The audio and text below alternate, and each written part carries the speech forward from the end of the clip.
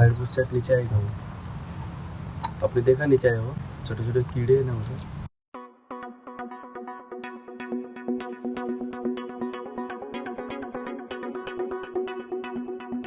What's your favorite subject in wildlife photography? I'll tell you mine. Clicking pictures of small birds gives me more satisfaction than any other subject because it's very challenging to photograph these small birds, and you need to bring in all your know-how, your technical know-how, your composition skills, your artistic ability. Need to bring all of that to the table to get successful photographs. But when I get a successful photograph of small birds, good setting, good light, nothing gives me more joy. It was an awesome November morning. It was overcast, threatening to rain, but it didn't rain. And the light just rendered this image beautifully. It was that soft light, diffused sunlight. Gorgeous. When I saw these bush chats and stone chats lurking around over here, I said, yes, I need to spend the next couple of hours over here. And it was just a very rewarding experience. Now, bush chats and stone chats often, if you find them on a particular perch, they might spin around looking for insects or something to feed on, but they will return time after time to the same perch. When you're clicking pictures like this, you're going to be spending a lot of time looking at the bird through the viewfinder of your camera. So in these situations, I highly recommend using a bean bag. The birds look at peace in these pictures. And yes, they are at peace. Why wouldn't they be in this beautiful environment? But when you're out photographing them, they are never stationary. They are always jumping from one twig to the other, from one branch to the other, foraging for food. The stone chat has arrived. This is what I came here for, the stone chat. I clicked this picture in the month of November. It was a unique situation because we had some unseasonal rainfall. As a result, we had fresh monsoon foliage. And in all my time, I've spent many hours photographing birds here in Kumbhargaon. But I've never seen, I don't remember seeing foliage like this.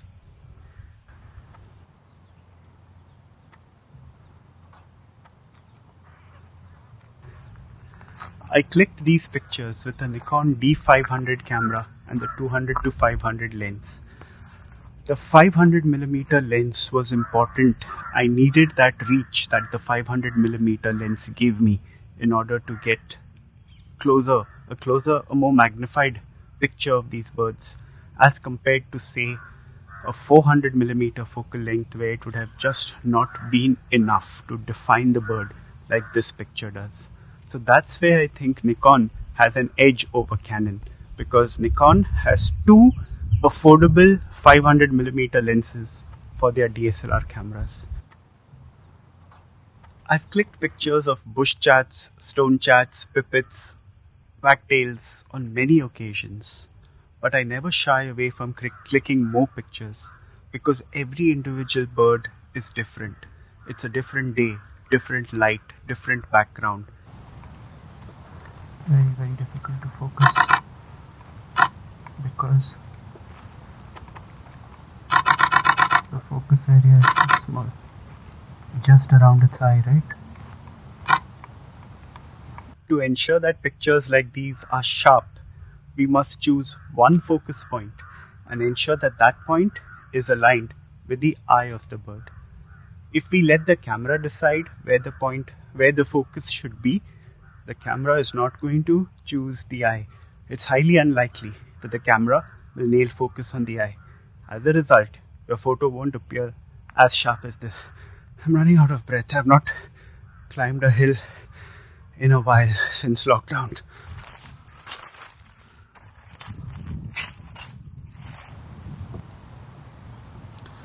Really hoping I have something in focus here because it was a very interesting picture.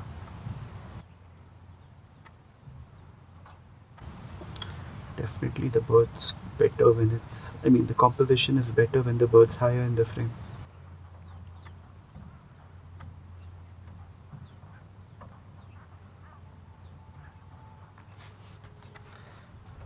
In this situation, I prefer to keep the bird higher in the frame so that there's sufficient space for that foliage, because that foliage, it has so much character and it needs to be an important element in that frame. Lighting and composition play a very important role in photography.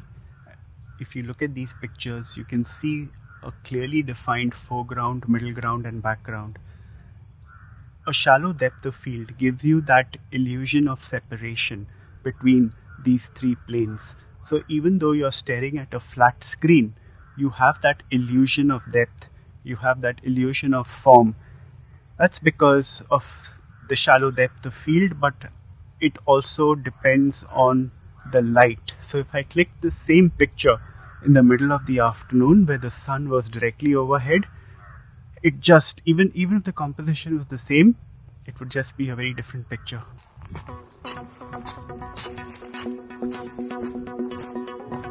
I've added some links to different beanbags in the description, go check them out.